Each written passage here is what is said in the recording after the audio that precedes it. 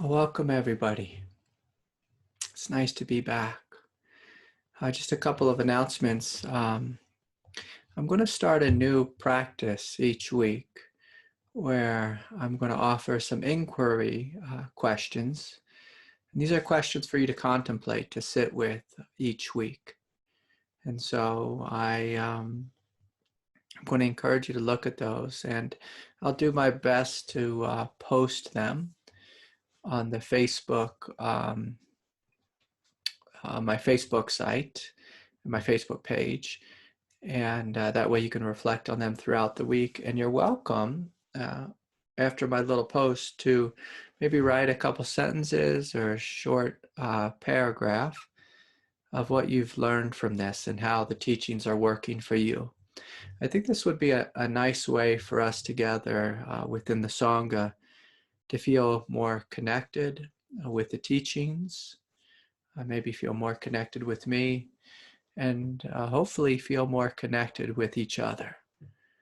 You know, one of the great perils on the path is when we feel alone on the path. Now, I know I say this often, but the Buddha spoke about the three jewels and how it was important to have the Buddha, that's the teacher, the Dharma, the teachings, and the Sangha, the community. And this is an interesting time in history where we're given an opportunity through the web to create an online community, online connections. And if people can fall in love across continents without ever meeting each other, we can certainly create an online community, and it can be quite powerful. And so the questions this week that I'm going to invite us to sit with is around uncertainty. Of course, these are very uncertain times, pretty wild times, confusing times, messy times. And the basic questions here, and sometimes it'll be one question, sometimes it'll be a couple, but the basic questions this week is, can you become comfortable with the unknown? Can you accept the unknown? Can you acknowledge that there may be a greater wisdom at play? And I'm going to invite you just to feel those questions in your body. Can you become comfortable with the unknown? Can you accept the unknown? Can you acknowledge that there may be a greater wisdom at play? A greater wisdom, and this is one of the hardest things. I mean, this whole question is it's quite difficult here. This contemplation is difficult. You know, all of us have an egoic nature, and the egoic nature wants everything to be known, to be sorted out. I was speaking with a friend the other day, and and I asked her if she was following her heart. And she said, no, that's too unpredictable. I need to take a path where I know what the outcome is so I can manage my anxiety. I said, well, that's a recipe for suffering right there. You know, one of the doorways into your heart is to being comfortable with the unknown. You know, in a sense, to fall in love, you don't know how it's going to turn out. There's a good chance, 50% chance, I'd even say greater percent chance that you're going to get your heart broken just through choosing to love. I'll even say this, I think it's actually certain that your heart will be broken. But if you take on this teaching of the unknown, you begin to see that even a broken heart, so say you fall in love, have a teenage romance or whatever, your heart is broken. But then through the breaking of the heart, you may discover something extraordinary, a deepening of the heart that comes forward in a fearless way, a fearless way. Let me just apologize to a couple of people that just came into the room. Sorry, I didn't let you in the door right away. I didn't see you right there. And so if you're showing up in Zoom, try to show up a couple minutes early so I can let you in right away. I'm having to do a couple extra security measures to keep troublemakers out. You know, the Zoom bombers, I think is what they call them. And so again, these questions, you know, that we're sitting with is, can you become comfortable with the unknown? So can you open to the unknown? The mind wants to know what the outcome will be. If you want to be awake, one of the ways awakening is experienced in an abiding and ever-present way is often when we are awake, it literally feels as if the ground is falling out from under us and our consciousness is infinitely expanding. It can feel a little bit like being on a roller coaster where you are exploding, open and becoming bigger and bigger and bigger. The ground is falling out from under you. And so if you want to be awake, we need to become comfortable with the unknown. We have to be willing to accept that our human thinking mind doesn't know all the answers.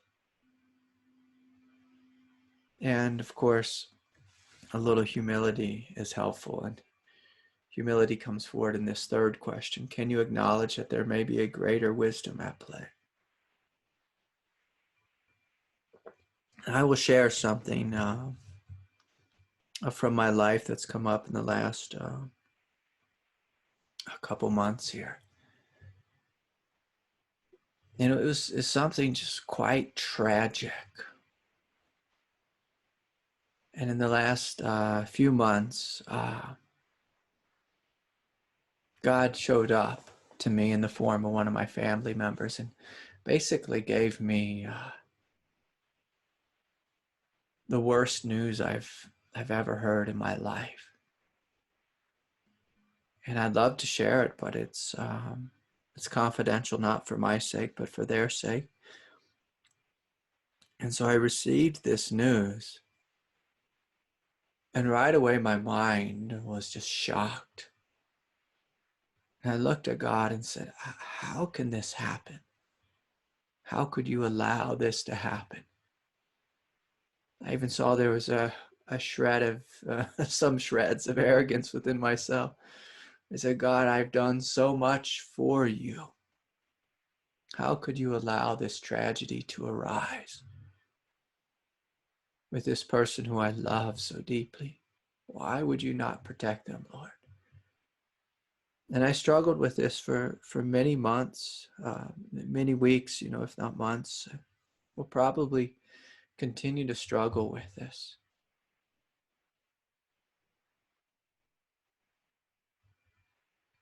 You know, when we look at, you know, a great human being like Elie Wiesel, who lived through the Holocaust, and he sat with the question of, you know, is there a God when you live through a Holocaust and you see just such horror? And I think he was looking out from his room one day and just saw, I think it was a young man, I can't quite remember the story well, but just, you know, just like hanging from a tree, you know, with his tongue sticking out, and someone who the Nazis had shot and killed. And just sat with a similar thing of this question. I'm not comparing my experience to, you know, to his experience in any way, but the similar question arose of, why do bad things happen to good people? How can these tragic things happen?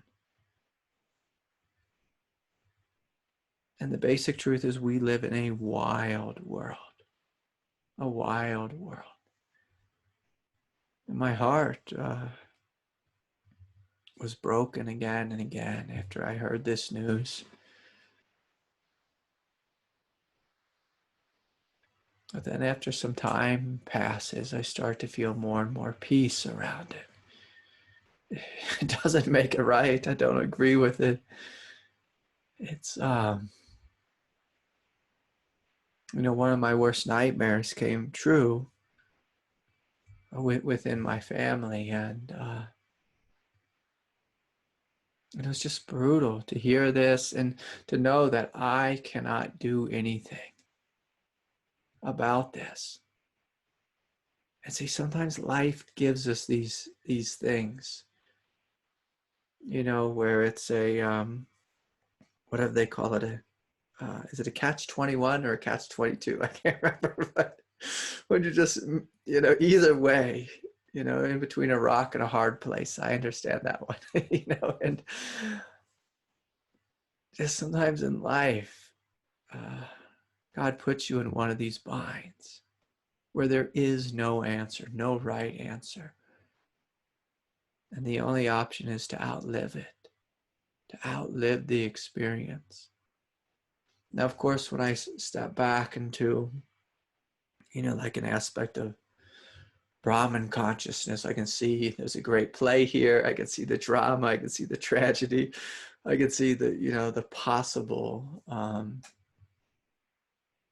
I don't like the word lessons, but learnings from this experience. The greatest teachings come literally out of hell. It's a brutal thing to say, but it's just the truth. The greatest teachings.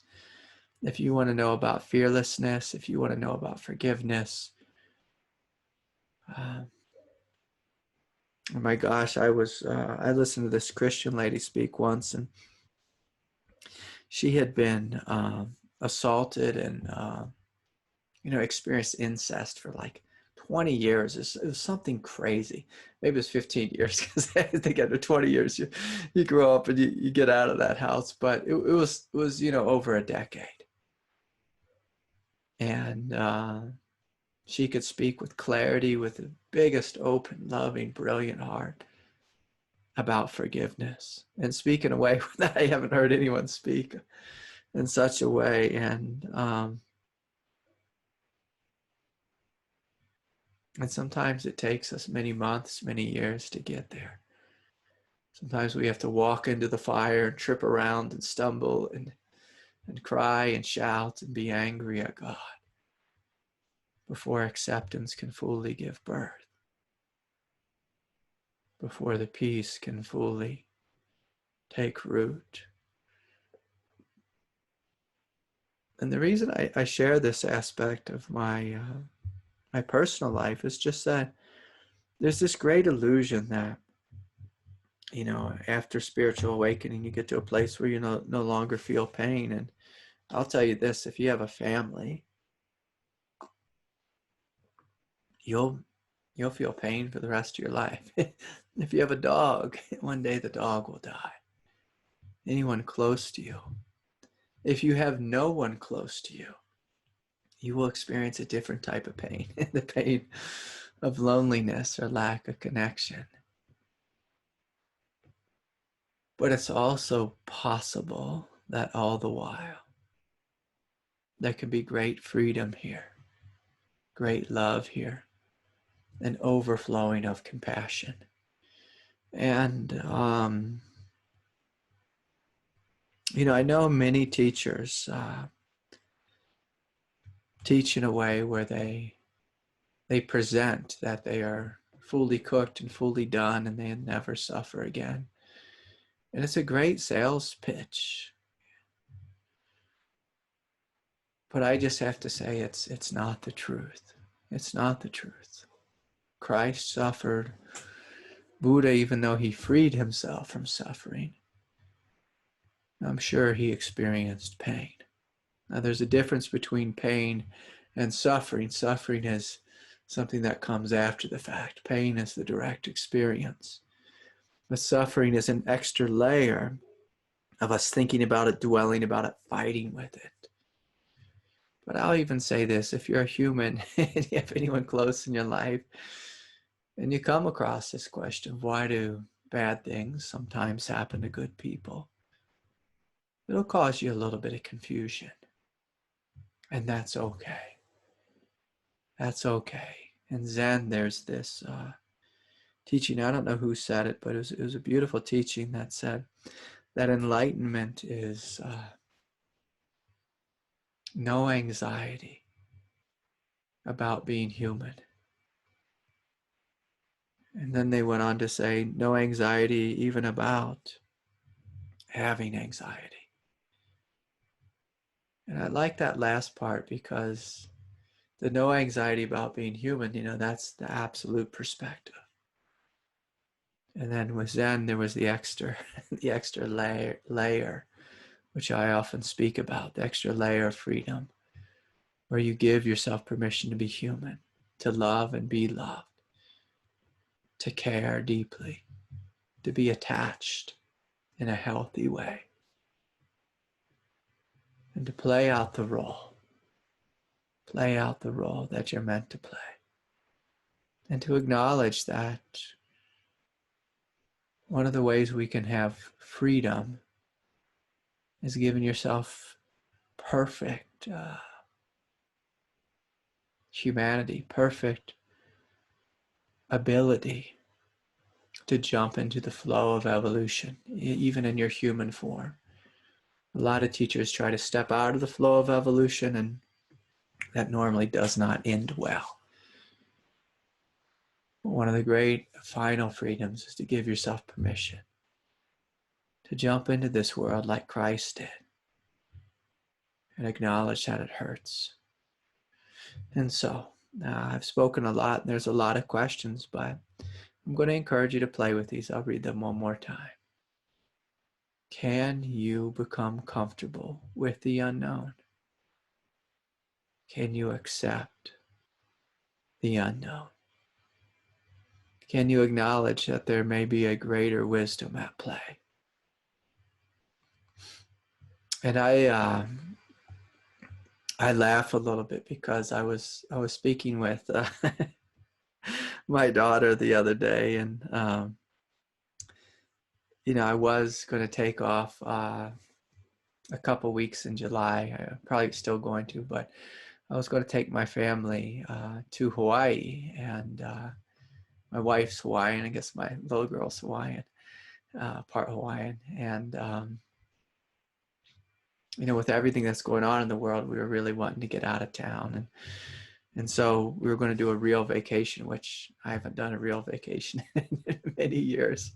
It was going to be purely vacation, and so I ordered tickets and got an Airbnb, and then soon afterwards, the governor of Hawaii shut the state down, said we're going to continue the lockdown for another month. It's the most serious lockdown in the United States. And so, I was a little bit, upset. That wasn't the tragedy. But I was joking with my daughter, and she said, "Yeah, Dad, these are." I'm going to make a little bit of a racist comment, but she said these are white boy problems. And I said, "Yeah, they are. They are, sweetie." And so we were laughing a little bit about it, and I was still kind of tripping over this tragedy that arose close to me. And then I can have a day like today, whereas one of the greatest days of my life was Father's Day, and I had my two girls, and everyone was just getting along and being so kind, and the sky was just radiant and expansive. And life is just crazy. It's wild. And part of getting comfortable with the unknown is being willing to hold this paradox of having one of the worst experiences of your life, and then a little bit later just having one of the best experiences of your life. And the more awake you are, the more you'll find it's like this. you will feel more, you will experience more. Things will touch you more deeply and more fully. And in general, things will bother you less, but you'll be touched more fully. But sometimes when you care so much and you love so deeply, part of getting comfortable with the unknown is saying, I'm willing to be open. I'm willing to love. I'm willing to be here fully. And so, before I go into the questions, I had a couple announcements that I forgot to mention. Thank you, everyone, for your generous donations and your support. Those are always greatly helpful.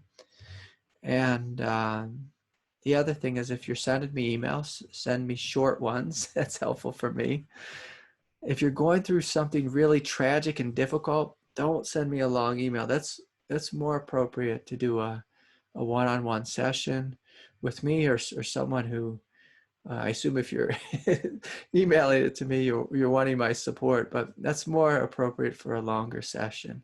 If you're really struggling and feeling suicidal or just feeling totally overwhelmed by what you're experiencing. And also, for those of you who've complained a little bit that my schedule is a month out, I encourage you just to look back in a week or two. Part of the uncertainty with this time is I took off a big chunk of work, and I'm probably going to not take as big a break as I thought I was going to. And so if you looked on my calendar and saw something a month in the future, maybe check again next week and you might find something much sooner. Okay, good. I think those are all my announcements. So Denny, you have a question?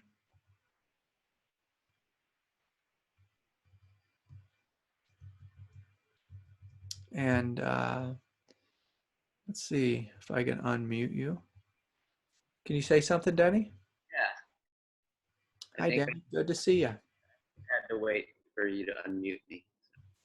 All right. So since Richard isn't here today, I figure I'll take over the helm. My question has to do with, so a couple weeks ago, I discovered, delved into the Enneagram, which various people have been encouraging me for the past 2 decades or so. I just kind of ignored it. And then, it kind of caught my interest. And what I realized was, first of all, it's like, gosh, I am so human, It was like a gut punch, I guess that's a common reaction. Yeah. And so I guess the question is, one, I've heard you mention it in passing before, and your thoughts on that as a tool.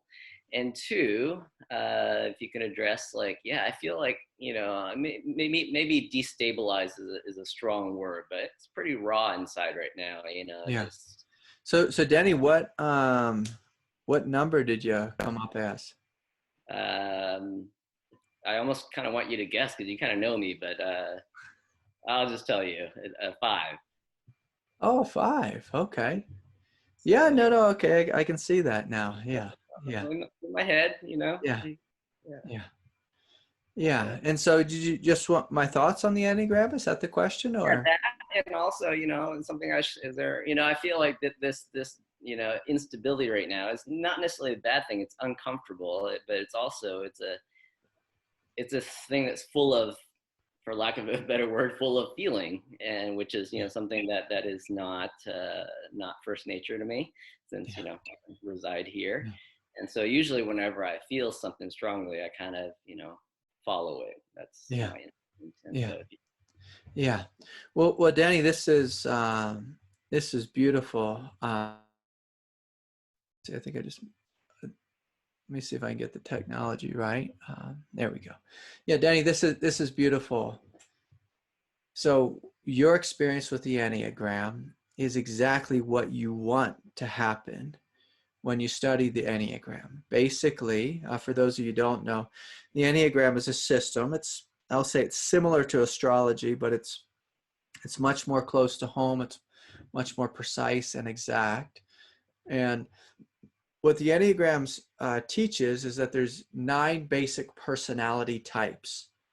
And I want to be clear here. These are personality types, not soul types. You know, there's an infinite number of souls and beings, and that is and each of us are a unique manifestation of God. But when the soul incarnates into planet Earth, basically it puts on a set of clothes. And the clothing is, you know, in this metaphor, it's the Enneagram. So I'm a number 9 on the Enneagram chart, and it's just like really clear to me.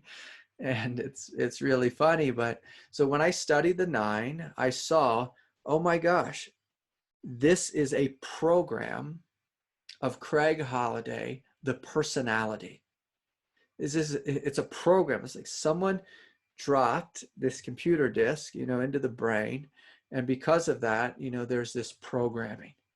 And, you know, we might think, oh, if you're awake, there's no more programming anymore. And I'll just straight laugh at that. Because when you see a teacher and you study the programs, pretty soon you can see, oh, this is why they teach in this way. This is why they have this type of life experience. This is why this type of thing is important to them. And so even like a great master, someone like Adyashanti, I can see clearly, you know, what he is. And I have to be careful when I say what he is, the clothes that he wears, the clothes that he wears. And so the Enneagram, your type, is not what you are, but rather the clothes you wear and the programs that tend to present themselves. And when you study the Enneagram and you see the programs, it's an enhanced level of mindfulness, because you can see, oh, these are the typical programs, the typical habits that I fall into. And when you have awareness of it, when you have the understanding of it, then you can step back and you can choose. And one of the things you can choose is you can choose, like, how fully do I want to be a slave to this program? And if I am going to wear these clothes, can I wear them in a healthy way? A healthy way. And so, like for me, for example, an unhealthy 9, they don't know who they are. They don't know what they are about. They are the ultimate pleaser. They just agree with everyone and everything. And I can say in my past, I grew up that way. My whole survival strategy was pleasing. It was pleasing and being quiet. But through studying the Enneagram and studying, say, the shadow side of the 9, which is anger. 9s are interesting because they present as really chill, really relaxed, but they can have this reservoir of anger because they haven't, they never listened to their heart and they never spoke their truth. And so a healthy 9 will look at that and they'll do what they did, you know, began to do, like I did, say 20 years ago. I said, all I do is make everyone happy. And then I become very frustrated inside. And then my stomach hurts because I'm just holding it all in. But when you study the Enneagram, you can look and say, what does a real healthy 9 have? A healthy 9 is in touch with their power. They're in touch with their voice. And so I had to walk through this doorway, and Danny, you brought it up, a doorway that made me uncomfortable, made me feel vulnerable, and made me feel raw. I had to begin embracing my anger. Now, most people on the spiritual path are terrified to embrace anger because they think they're just going to explode and, you know, become the next, just crazy maniac walking the streets. And so I embraced my anger, which took great courage, which took, I had to face fear. I had to face the feeling of being overwhelmed and uncomfortable. But then I can move into a sense of fearlessness and then truly me knowing me. And then from this place, I can still wear the clothing of a 9. And so the healthy version of 9 is a 9 can see the big picture, the vast view, can see every different perspective. 9s make great mediators and counselors. And so then I can allow this manifestation to grow into a healthy state, but also one where I'm not a slave to, say, for example, pleasing. And so, Danny, the feeling of being uncomfortable, it's a grand thing. Because, many of us on the path, and I've said this about you, Danny, is you're really good at just sitting back and connecting to vast space, spacious peace and freedom. That's an immense gift.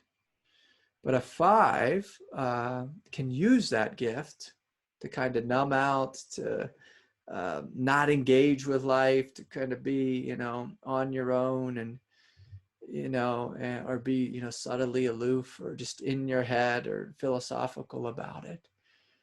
And when you see the architecture of your personality, and you see it so bluntly, when you study the Enneagram, it helps you see, oh, these are all programs, these very things which I took to be me, which I took to be the I, that I took to be essential. I see, oh no, it's just a program. And when you start to see that program, you can begin to pop it, with the needle of awareness, the sword of wisdom. You can pop it and say, well, I'm going to allow these aspects to burst. And as those programs burst, then you get to ask your heart, what's a healthy version of a 5? But even a deeper question is, how do I truly want to respond to life? Do I need to be afraid because my personality tells me, or the programming tells me I'm supposed to be afraid? Or is my heart truly calling me to connect more fully and intimately and deeply? And so it's beautiful, but the doorway is through being uncomfortable and being uneasy. And sometimes it can feel like getting in the ring with like a kickboxer. You might get knocked around a little bit and you feel a little bit discombobulated. And that's a good thing on the path. A good thing. Did I tell you all my story about stepping in the ring with one of my friends who's a kickboxer? Did anyone hear this story? It would have been recent. Yes, no? No. So a couple weeks ago, a good friend of mine, he's kind of he's a tall, really goofy guy. And, he's like 6'4", and, he's probably 60 more pounds of weight than I do. So he's a big guy. And I can just say this is kind of a funny story, but I grew up with 2 brothers. And, we just spent our life basically out in the woods playing army. Grew up in a military kind of family. And so we played with sticks and guns, and we were always wrestling and beating each other up, and neighborhood kids, we were always just fighting constantly. And then, through school, I wrestled. And so I was always really comfortable in my body and fighting. And, but the other day I was with a friend of mine, and he told me that he was once a kickboxer, and I thought he was just given, like a tall tale here. But he had actually been in Thailand and fought professionally. And, I feel pretty good in my body. So we were just playing around, and I was just asking him to teach me a couple things just for fun. We were just being guys.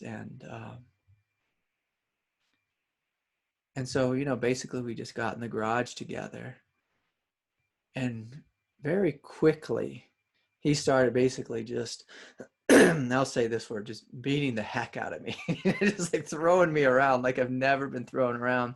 And I've, messed around with jiu-jitsu and these types of things, and have friends who own gyms, and it felt very comfortable, like I said, in my body. And just for about an hour and a half, it was like if my 6-year-old daughter tried to fight me. That's what it was like. I couldn't touch this guy in any degree at all. And the reason I'm saying this is afterwards I walked away and I thought this was very good for me. It was so good for me to be deeply humbled, in a sense humiliated. Because oftentimes I'm given just constant praise, mostly occasional YouTube comments calling me the Antichrist, but mostly good praise. And I have a wonderful life despite, the crazy tragedy and this type of thing. But it's important for us on the path to every now and then have the carpet pulled out from under us and just help us get a little discombobulated. Because when you get discombobulated, you really begin to question, what do I know? And I can see that, excuse me, there were some aspects of myself where, just from where I'm at life, just feeling, fairly successful and having just such a blessed life. I could see that there was a subtle arrogance, where I felt that I was, in a sense, untouchable. And then this thing came forward with this tragedy, and then my friend who just, beat the living heck out of me, and we were having fun, but it was really good for me to have this second experience. The first experience, I wouldn't wish anyone to have the first experience with the tragedy, but the second experience where I was just getting knocked around in the ring was so good. It was so good because it helped the humility to point out a shadow within my body, the way I walk around, the way I hold myself. And I think, many of us in life, we forget about or we dismiss the law of impermanence. We dismiss it, and the whole planet is getting this great shock as our life is being disrupted, where we say, oh, this is what it's like to have something disrupted. This is what it's like to be put down. This is what it's like to have to move, all of a sudden because of, there's too many riots in the streets, or because I lost my job, or whatever it is. And it's humbling. But going back to this, the third question for our inquiry this week is, can I acknowledge that there may be a greater wisdom at play? A greater wisdom. And see, the night I stepped into the ring with my buddy who's a former kickboxer, and it's so funny because he's tall, he's lanky, he's kind of got a big belly now, and he just looks goofy because of the coronavirus. He hasn't gotten a haircut in forever, so he has this like big 70s hairdo, and he's, I always call him old man, and because he looks a lot older than the rest of us at our age, my friend group. And I don't even know what it was that said, hey, let's just play around with some kickboxing and some jiu-jitsu. But when I walked away, I realized even this just random comment that I had just to kind of basically play around with him, that God set me up for me to say this, and for him to say, oh yeah, let's do it right now. And then for me to get knocked around. And then to walk away humbled and humiliated.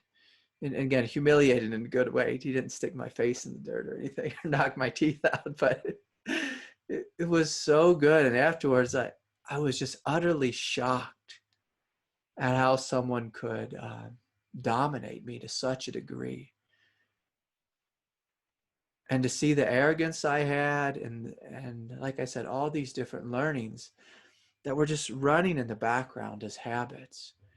And sometimes we need to get kicked in the gut, literally,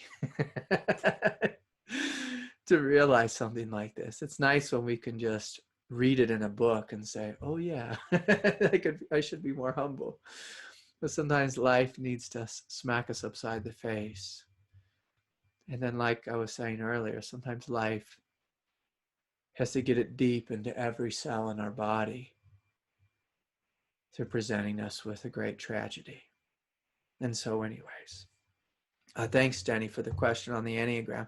I encourage anyone, if you're going to study the Enneagram, my two favorite teachers, my favorite by far is Eli Jaxon Bear. And I love Eli.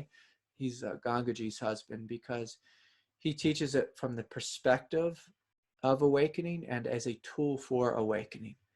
A lot of the other teachers teach it in a way that's like astrology, like I'm a Cancer, and so that means I'm emotional, you know. And a lot of people teach the Enneagram in a sense that you identify with your type versus acknowledging that you are wearing this type. The other teacher who's does an excellent job is Richard Rohr, the Christian mystic, and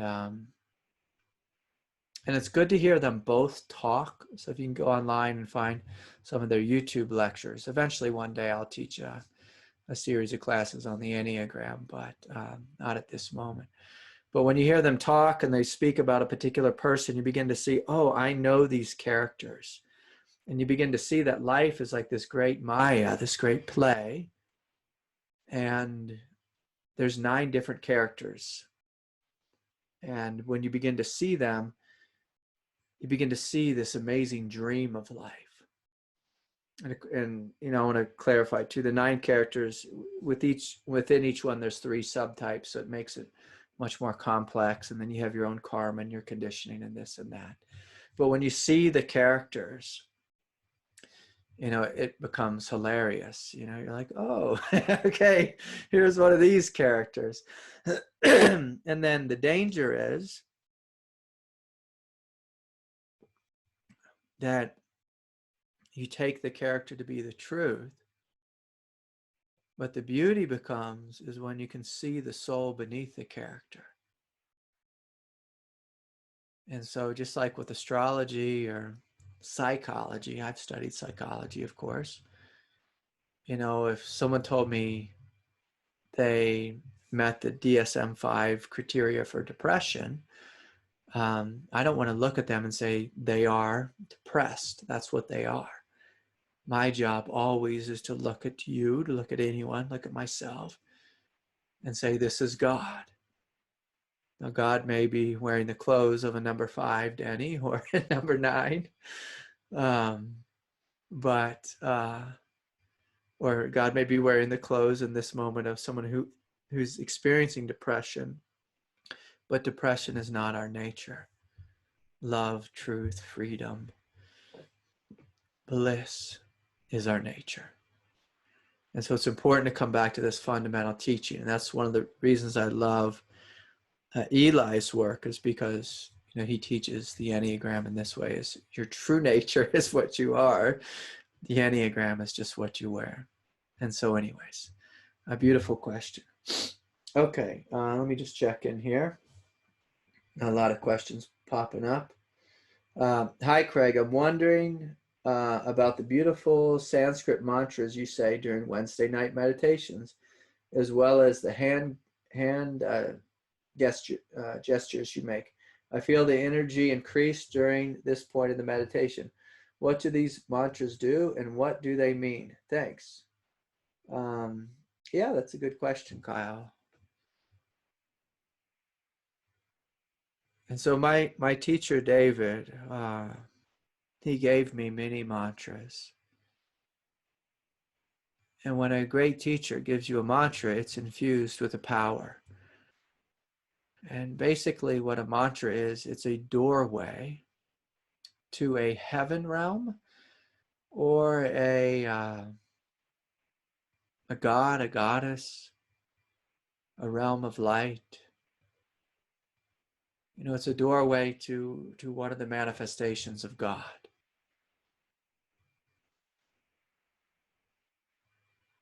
And so that's what a mantra is. Now, if it's just a cheap mantra that we, saw on a bumper sticker or something, it might not come with much power. It might just say, oh, this is just the word Shanti. It means peace. But you just say it, you don't feel anything. But the important thing is when you say a mantra, you don't want to say it from your head. That's a mistake that most people make. They say it as a way of concentrating, but it's like their ego is trying to busy itself by concentrating on a word. When you say a mantra, you want to say it from your heart as a prayer. And I think the mantra I've been saying lately is Om Jaya Jaya Mahavira Bhagavan Shri Skanda Namo Namaha. So Skanda, in the yogic tradition, is the general of light, general of the forces of light. So Skanda is a very powerful god. My teacher David, his teacher Hilda Charlton, she was sitting one day and Skanda came to visit her and gave her the mantra, and it's a powerful, powerful mantra. And so Skanda has always been a part of the tradition and the lineage. And so Jaya Jaya Jaya basically, it's a strange translation, but basically it means victory. It's like victory to the one. Namo Namaha means basically I bow before you. Bhagavan is just another name for God. Now, normally with most mantras, if you translate them, they're basically God, God, God, God, God. You can say Allahu Akbar. God is great. God is great.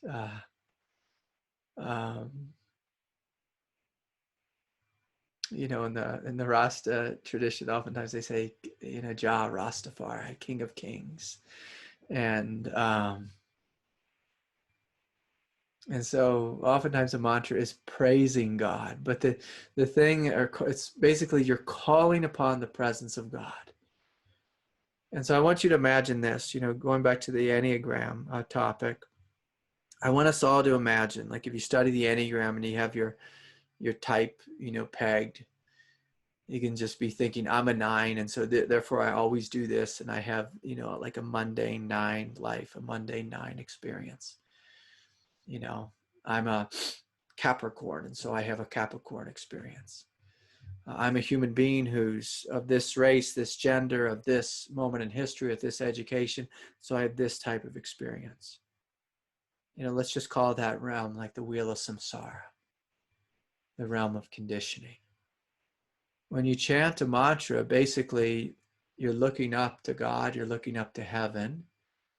And by looking up, it's not that heaven is literally up, heaven is everywhere, but it's through looking up, you humble yourself and you're saying, Lord, show me a greater life, a greater truth, a greater intelligence. Show me something greater. And so a mantra is like a prayer, it's a doorway. It's a doorway. And so I invite you, if you choose to use mantra, to use it. Let your heart say the mantra, let your heart open to it, and let your heart call forth in a humble way what you think may be helpful at this moment in history. And sometimes, for example, if you're sitting quietly and you're feeling great uncertainty, maybe you lost your job, maybe you have too many children in your house because there's no school anymore. And I was talking to a fellow in the street the other day, and he just told me they're all going crazy because they're all just stuck at home together. And sometimes a mantra, it's like a prayer. You're just calling upon. You might call upon the force of strength, the force of patience. If you have 6 young children you're dealing with, if you're feeling suicidal, you may call upon God for relief. So you may call upon Skanda to come down into you, into your heart, to hold you, to hold your body, to give you the strength to go forward. I received a number of emails this week from people feeling suicidal, and it's important to realize when we do feel suicidal that we're just wanting relief. We're wanting relief. And so oftentimes a mantra could be like a cool drink of water when we're walking through the desert. It's opening a doorway to being nourished. So beautiful questions. Here's a question from Andrew. Craig, how does one become comfortable with the unknown? Well, that's a great question. Basically, it comes down to one thing. Can you sit with things that make you feel really uncomfortable? Can you sit in the fire, in the heat? Can you sit in the furnace and watch your body squirm? Watch your body squirm. And just stay connected to your heart. Stay in the presence of patience. You know, oftentimes it's a matter of just a basic Buddhist teaching of I breathe in and I breathe out while I'm feeling anxious. I'm dealing with uncertainty. I breathe in and I breathe out. When my mind picks up the story, I come back to my breath. I breathe in and I breathe out. I breathe in and I breathe out. I have to say this now because someone wrote me some feedback on YouTube. They said, Craig, oftentimes you laugh at people's pain and their suffering. And basically they're writing, I think this closes off people to your teachings. And let me clarify here because I just laughed a moment ago about, about pain. I've experienced so much pain and tragedy in my life that, I've cried so much. I'm really good at crying, but I'm also really good at laughing. And normally when someone brings me something, I laugh because I know that experience within my own self. And so I want to clarify that, and I hope I don't come off as insensitive to anyone or hurtful. It's a common thing throughout India. There's all these old stories of like a student, a young disciple coming to a great teacher and master and telling them about this great tragedy, and the saint just burst out laughing. It's like, and they're just laughing at the tragedy of life, the chaos of life, but simultaneously they're seeing the soul of the one who's in pain and know that they will be okay. And sometimes when you come into contact with someone who's liberated, they feel your pain, and through the laughter, some of it begin to be cleared. And so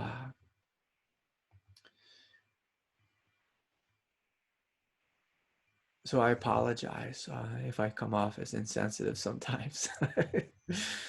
It seems like my whole life I just work with pain. I'm constantly getting emails of people telling me they're having the worst experience they've ever had. I told you all in the beginning here that I had one of the worst experiences of my life in the last couple months. And so you laugh, you cry, you do both, you fall on your knees, you open. This is how we get comfortable with the unknown. And you soften. Your ego softens through this. Richard is here and does have a question. Hi, Craig. Can you speak about the awakened heart, unconditional love, and what it means to see all things as yourself?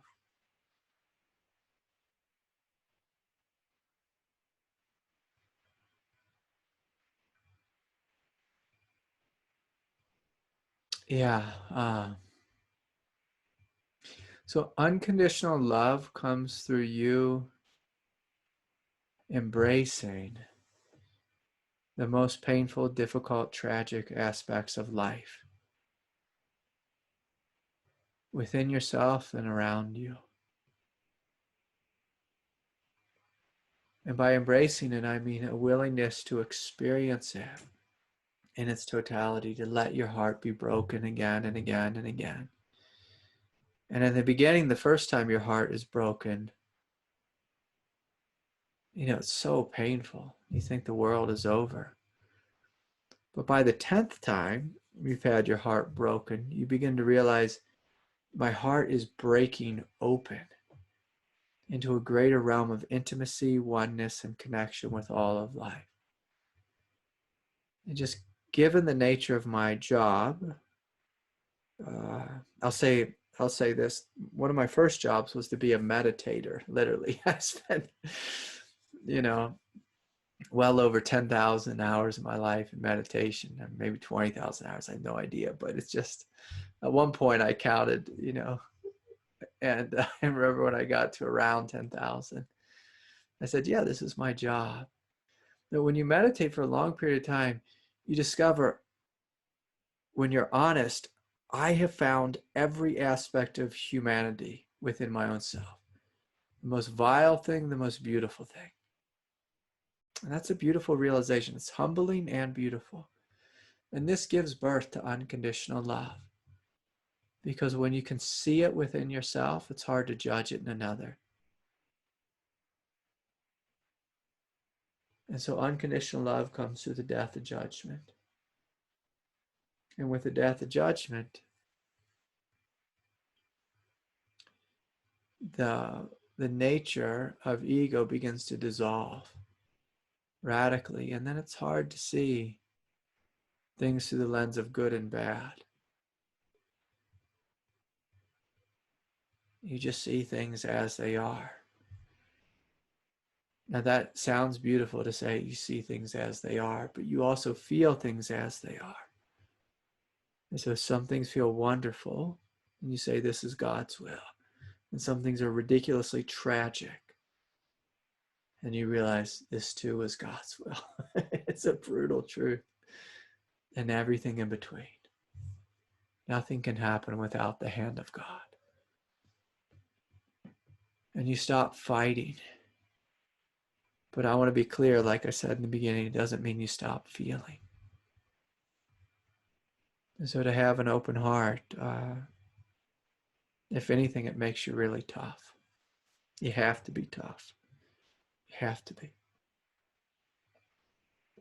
You have to be tough to have an open heart stay open. And as the heart stays open, it makes you tough. The great truths are paradoxes. Okay, beautiful question. Yeah, people are all laughing at me about my Hawaii trip getting canceled. First world problems and luxury problems. Yes, I know. I know. It's funny. I was deeply excited to take my wife. It's been a long time since she's been to Hawaii. She has 80 cousins there, and I wanted her to see her native land again, and it was going to be healing for her. And also my heart's calling me to one day move there. So we'll see. I guess not this year. We'll see. But for me, yes, that's a first world problem. For my wife, I know it'll be healing, and I'm just trying to follow God's will. Okay, so hi Craig. Since you had your ego smashed recently, I wanted to say what an amazing healing I had in our session. Everything turned around, everything. Oh, Colleen, I'm so glad. I'm glad to hear. Yeah. It's funny because sometimes we think we can get to a place where our human self can't be harmed, but eventually the human self will fully perish. And see, watch. I'm just going to laugh at that too. That one day we're all going to be on our deathbed, and that will be the end of it. And whoever gets there first, we can all say hi to each other in our heavenly bodies, and I'll be really happy, really happy to experience life free of body, just as I'm happy to experience life with the body. Okay. Let's see here. Hi, Craig. This one's from, I believe it's from Doyle. I'm wondering about creative visualization and manifesting your reality. I've tended to pray to the divine for guidance in my life path, to listen to what myself desires in my heart. But some spiritual teachers talk about having conscious vision for life that you then actively manifest through your spiritual practices. So I'm not sure if my path is surrender to the divine will or to use the gift of free will to create my own reality. I have read The Mother several times and am very drawn to Sri Aurobindo's vision of the divine life. This path seems to be one of complete surrender to divine will. Thanks in advance for your thoughts. So the highest form of manifestation is surrendering to divine will. And in a non-dual sense, the further we walk, you begin to realize that the divine will and the voice of your heart and the voice of your true will are all one. One truth, one movement, one love, one manifestation. So the desire that I had when I was young to be a spiritual teacher, it was the desire to be a priest, because that was just the word I had, the language I had as a kid, a priest or a monk. I could claim it from my ego and say that's my egoic desire, and then try to use my egoic free will to manifest myself becoming a priest. And I could have done that. But the way I see it is much more deeply and fully.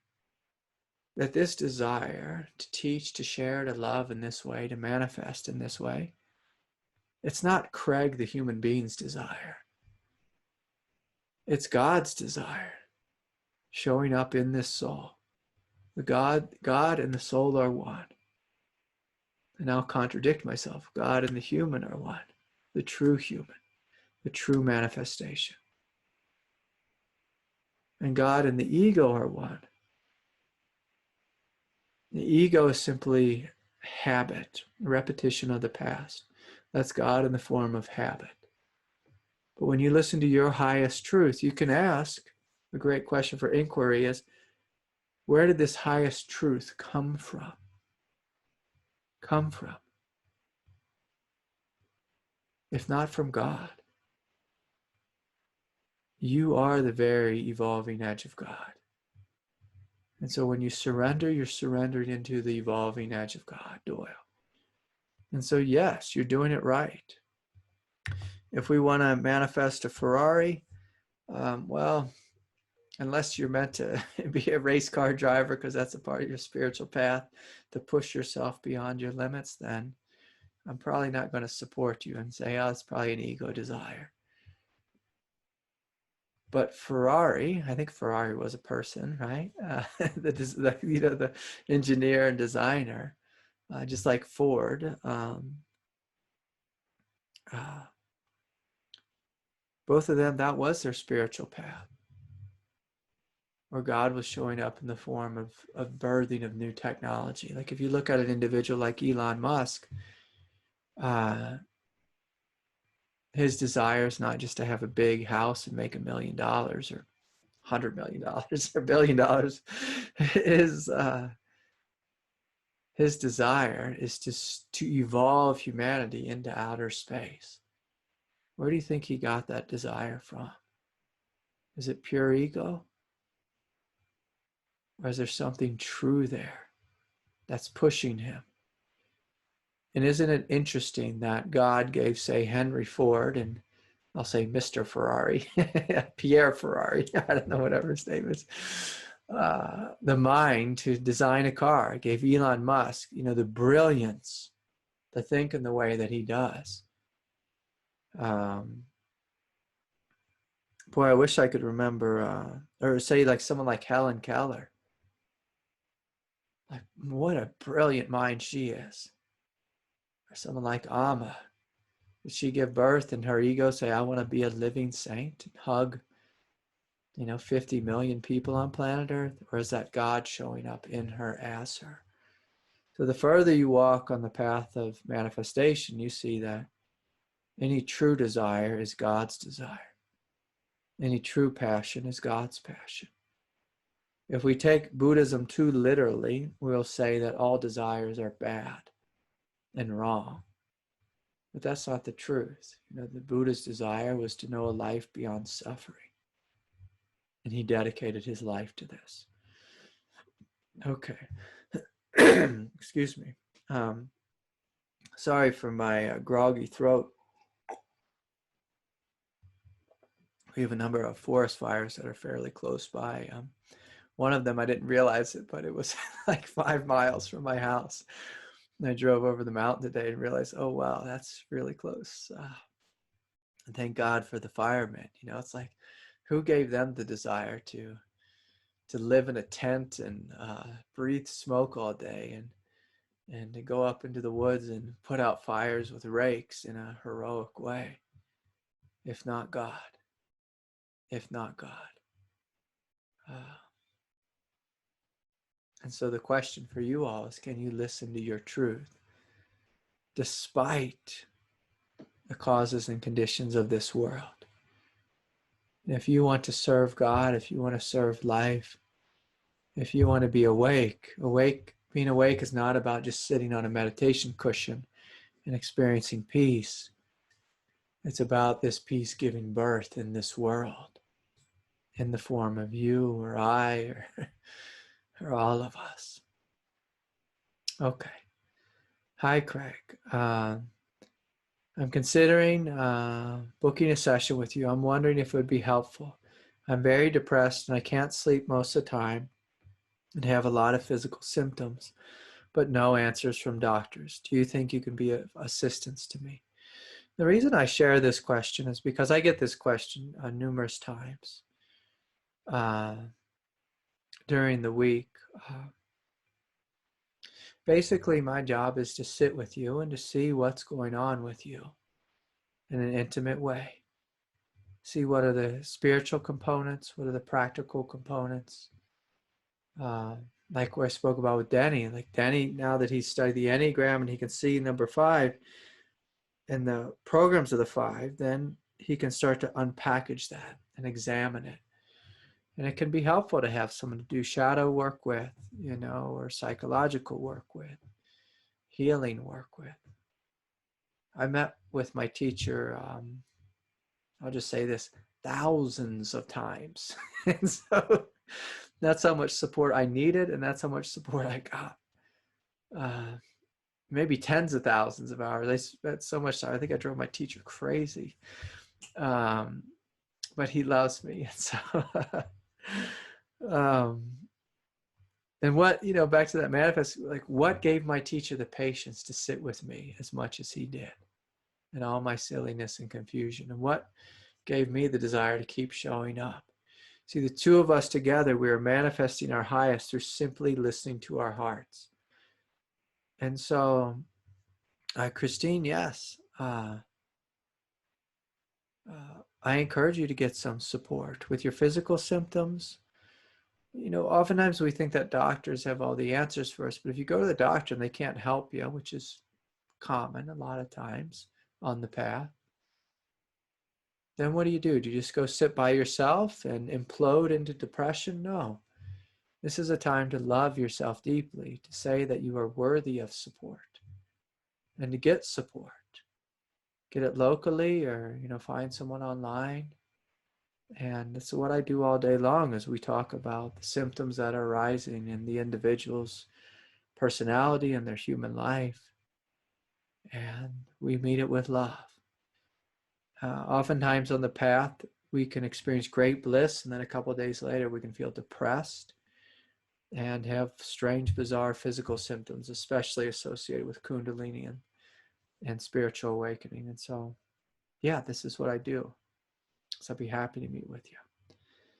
And here's a question that goes right along with that. Hi, Craig. Recently, my kundalini awoke in an intense and violent manner. Yeah, I cannot get out of my bed. I can't eat. I feel suicidal. My body is swaying right and left, up and down. My skin is so sensitive. I cannot take a shower. I can't talk to people. I feel as if I've surrendered everything. And they go on and on. But again, this is why it's helpful to have a teacher, a teaching, and a community. When you have a community, you have community of friends who've been through similar things. When you have a teacher, they can give you the support you need. You know, I'm looking at Tanya in the room, and Tanya had a pretty intense kundalini awakening that kind of came out of nowhere. And she needed support. And so she met with someone like me. Together we talked, and together we worked with it. And then after a number of months, she feels grounded. She feels solid. She feels good in her body. The energy becomes more integrated. And so again, a question like this is where we feel suicidal. Please get help. The worst thing is to be suicidal and just to leave yourself alone with your mind, because your mind will just scheme of plans to, end your life by doing something tragic. And so I encourage you to get the support you need, and to honor yourself. I met with someone the other day, and they said, Craig, this is the first time I spent an hour getting some support. And I looked at them like, you mean in your life? And they said, yeah, in my life. And I realized that that's common for a lot of people. They go their whole life without, ever asking for some professional support from anyone. They might talk to friends or family or just neurotically complain, to everyone around them. But sometimes our best friends give us the worst advice. They disagree with us, or, they're not trained. And so it's important to get help. And it's a way of loving oneself deeply, of reaching out and getting help. And so one more thing I'd like just to say about this question is, when I look at Kundalini awakening and like the crazy shaking and the kriyas and the mudras and the spontaneous going into asanas and staying up all night, it reminded me of something that happened with my 6-year-old little girl the other day.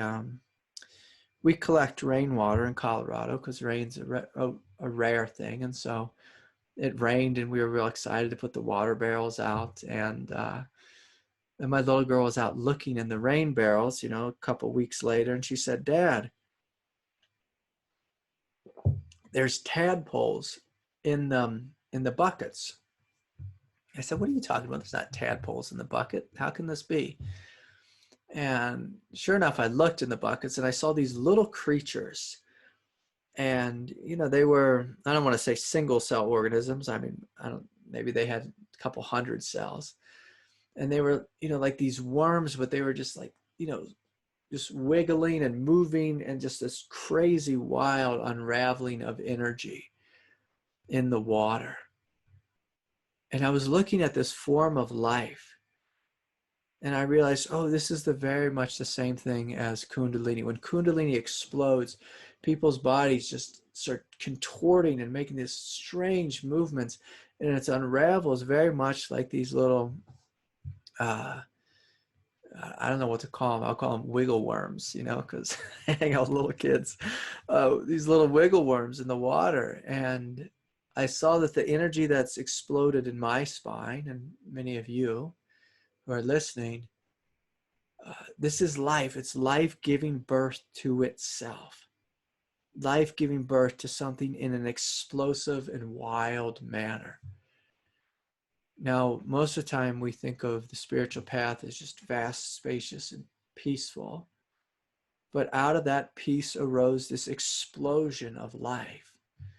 I wish I had a little video of these little creatures.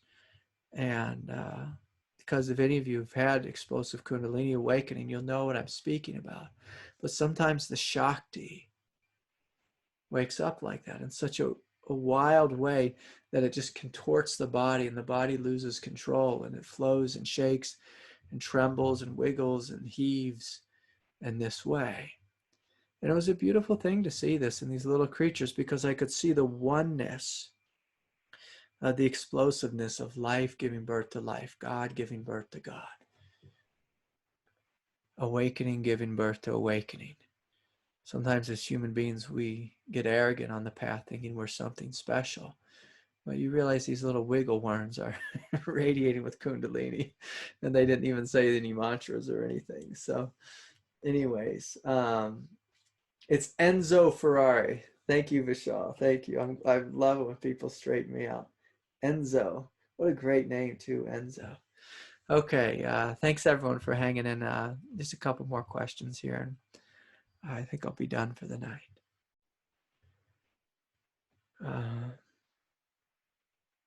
Hi, Craig. Can you talk about some techniques or mindsets to help with oversensitivity, being anxious, ungrounded, out in public, or when I'm trying to better myself and be more adventurous? It always seems to arrive at in the worst possible situations. So I think by it, they mean their oversensitivity seems to arise in the worst possible situations. Does our higher self put blocks in place to keep us from going down the right path? No.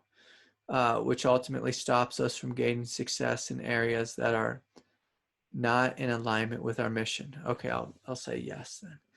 Okay, let's start with this question. Can you help with being overly sensitive, anxious, and ungrounded? And so one of the things that God does, and I think it's very much like what you're saying, is God gives us a gift, and then God gives us a challenge. And so the gift with sensitivity is you can feel into the subtle layers of something. And this is a beautiful thing, because if you're not sensitive, oftentimes you're what the Buddha called ignorant. You don't know that something is here. You don't know that something's possible. You don't know that there's this vast space of freedom. And so when you have the curse, say, of being overly sensitive, oftentimes you get overwhelmed by life. But when you have the gift of sensitivity that's coupled with strength, then you develop this thing called mastery. Any great master always has sensitivity and strength. So big open heart, strong back. An open heart that is sensitive, awareness that's so fine that it can focus in on a grain of sand, and also so vast that it encompasses the sky. But in order for you not to be overwhelmed, you have to sit with this inquiry that I'm bringing forth is, can you get comfortable with the unknown? Can you breathe into it? Can you breathe into that which scares you? Can you breathe into these things called blocks? Can you breathe into the very things that you think are going to crush you?